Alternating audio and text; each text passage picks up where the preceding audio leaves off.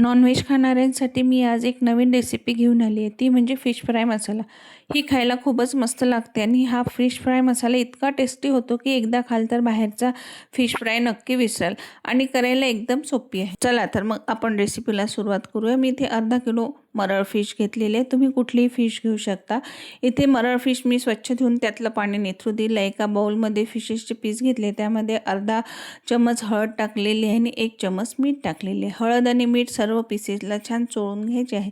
त्यानंतर आपण इथे याचा मसाला बनवून घेऊ। मसाला हा एकदम छान झाला पाहिजे, सगळी टेस्ट ह्या मसाल्यामुळेच ह्या फिश फ्रायला येते।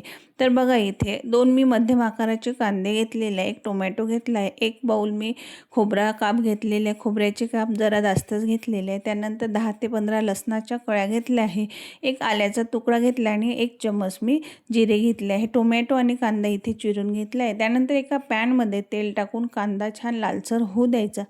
बघू शकता तुम्ही इथे कांदा छान असा आपला हा लाल झालेला आहे, आता तो साईडला काढून घ्यायचा।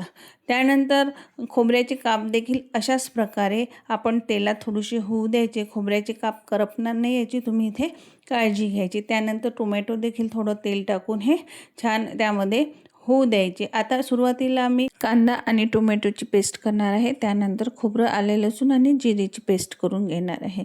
आता तुम्ही बघू शकता इथे दोन्ही आपल्या पेस्ट ह्या तयार झालेल्या आहे। आता एका कढईमध्ये आपण तेल घ्यायचं आणि त्यामध्ये सगळ्या फिशेस ह्या ज्या मॅरिनेट करून ठेवलेल्या होत्या त्याचे सर्व पीसेस हे आपण तळून घ्यायचे आहे। फिश तळताना एक काळजी घ्यायची, ती म्हणजे तेलात टाकल्यानंतर त्यावर झाकण ठेवायचं, कारण की बरेच वेळा फिश तळताना तेल हे अंगावर उडण्याची शक्यता असते, त्यामुळे त्याच्यावर झाकण ठेवून तळून घ्यायचे। अशा प्रकारे आपण सर्व फिशेसचे पीसेस हे तळून घेतलेले आहेत। आता एका पॅनमध्ये तेल घ्यायचं, तेल मी हे जे फिश तळलेलं होतं तेच तेल घेतलेलं आहे। इथे त्यामध्ये आपण कांदा आणि टोमॅटोची पेस्ट हे टाकून घेतलेली आहे, छान होऊ द्यायची मंद आचेवर।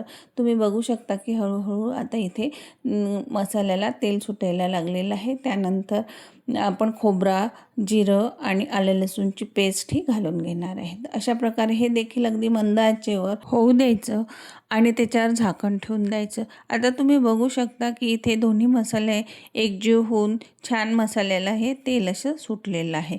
आता त्यामध्ये आपल्याला इतर मसाले हे टाकायचे। त्यामध्ये आपण सुरुवातीला 1 चम्मच ही कसुरी मेथी घालू, छान हातावर चोळून ती घालायची, म्हणजे छान सुगंध येतो। आता यामध्ये आपल्याला अर्धा चम्मच हळद घालायची आहे, 2 चमचे लाल तिखट घालायचं आहे आणि 2 चमचे हा काळा मसाला घालायचा आहे। सोबतच 1 चमच हे चवीसाठी मीठ हे घालून घ्यायचं आहे। त्यानंतर कोथिंबीर ही वरतून छान अशी टाकून घ्यायची आणि हे सर्व मसाले आपल्याला आता एकजीव हे असे करून घ्यायचे आहे। तुम्ही बघू शकता इथे किती छान असा हा मसाला तयार झालेला आहे। आता या मसाल्यामध्ये आपल्याला तळलेले सर्व फिशचे पीसेस हे टाकून घ्यायचे आहे, 5 मिनिट होऊ द्यायचे आहे आणि ह्या फिश ह्या पलटून घ्यायचे आहे। फिश पलटवताना काळजी घ्यायची की त्याचे पीसेस हे तुटले गेले नाही पाहिजे। तर अशा प्रकारे दोन्ही बाजूंनी असा छानपैकी मसाला हा सर्व पीसेसला लावून घ्यायचा आहे आणि 5 मिनिट मंद आचेवर होऊ द्यायचं आहे। तर तुम्ही बघू शकता आता आपला हा फिश फ्राय मसाला तयार झालेला आहे। छान कोथिंबीर टाकायची, लिंबू घ्यायचा आणि कांदा घ्यायचा। इतका टेस्टी लागतो की एकदा बनवाल तर परत परत नक्की बनवाल अशी मला गॅरंटी आहे। तर अशा प्रकारे इथे आपली ही फिश फ्राय मसाल्याची रेसिपी झालेली आहे। तर कशी वाटली नक्की करून बघा आणि माझ्या चॅनलला लाईक, शेअर, सबस्क्राईब जरूर करा। धन्यवाद।